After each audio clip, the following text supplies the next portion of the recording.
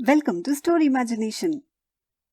Have you ever noticed a bright twinkling star in the sky that remains stationary? It is called the pole star. It is always close to the moon and you can easily spot it on a clear night when viewed from the Earth's North Pole or South Pole. In Indian mythology, the pole star is called Dhruva Tara or Dhruva Nakshatra. Why is it called Dhruva? There is an interesting story of a little prince behind it. Once upon a time in India, there lived a king named Uttanapada. He had two wives. His first wife Suniti was good and kind and had a son called Dhruva. His second wife Suruchi was from a royal family. The king liked her a lot as she was very beautiful. Suruchi had a son called Uttama.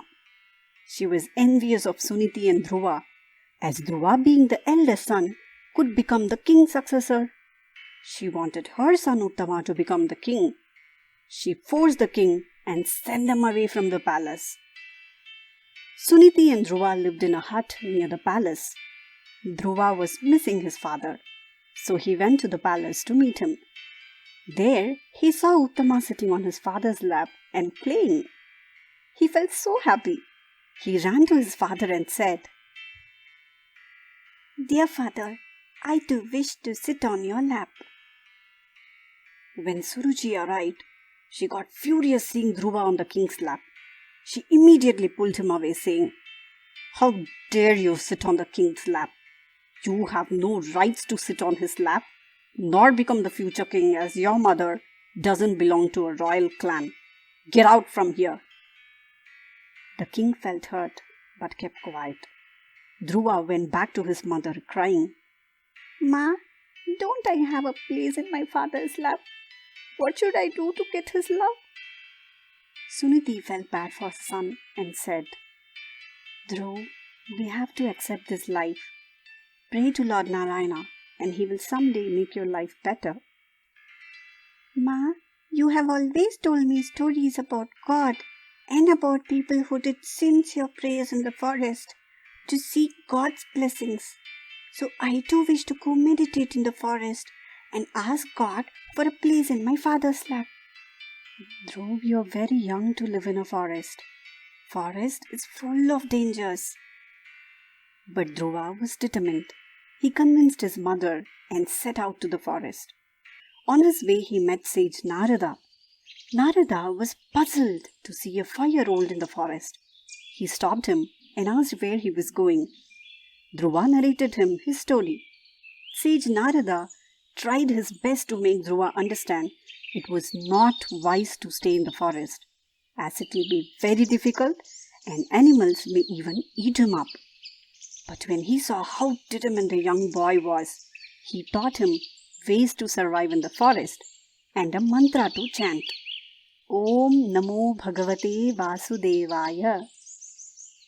Dhruva bowed to sage Narada and continued his journey. For many months, Dhruva meditated in the forest Madhuvana along the banks of river Yamuna. As days passed by, he even stopped eating. He kept chanting, Om Namo Bhagavate Vasudevaya. Om Namo Bhagavate Vasudevaya. Om Namo Bhagavate Vasudevaya. His meditations released tremendous energy that the 7 sages called Saptarishis, who were meditating nearby, wondered who it could be and set out to find. They were amazed to find it was only a little boy. The rishis prayed with him as he meditated and protected him from the dangers of the forest. Finally, Lord Vishnu appeared before Dhruva. "Dhruva, I am here, your Narayana. Your devotion at this tender age is unbelievable. What is it that you want? I will definitely grant your wish." Dhruva could not speak as he had not eaten for months. Lord Vishnu touched the boy and placed his conch on his head. Immediately, Dhruva felt a gush of energy in him. He smiled and said, "Oh Lord Vishnu, my pranams to you. I want a place in my father's lap. Lord Vishnu, considered the father of all, made him sit on his lap and said, Dhruva, you go back home. You will now definitely find a place in your father's lap. Not just that, after you age and die, you will attain a permanent place in the sky where you will shine bright, and that world will be called as Dhruva Loka. Dhruva was very happy and bowed to Lord Vishnu. Meanwhile, King Uttanapada had heard about his son from sage Narada and repented his actions. When Dhruva reached the kingdom, he rushed out and hugged him with tears. Suruchi too realized her mistake. She took Dhruva and Suniti back to the palace. Later, Uttanapada made Dhruva the king.